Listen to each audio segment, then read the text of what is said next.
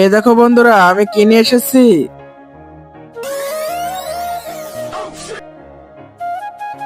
আমার জন্য শুধু একটাই বেঁচে আছে, কিন্তু স্যার যদি জানতে পারে তো।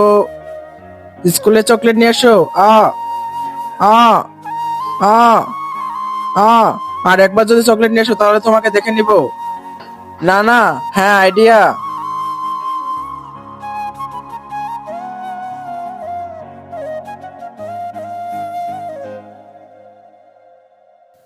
হ্যাঁ, এবার খাই। কিরে, ক্লাসে চকলেট খেতেছো তোমাদের তো? আরে এতগুলো চকলেট খেতেছো? আরে দে না।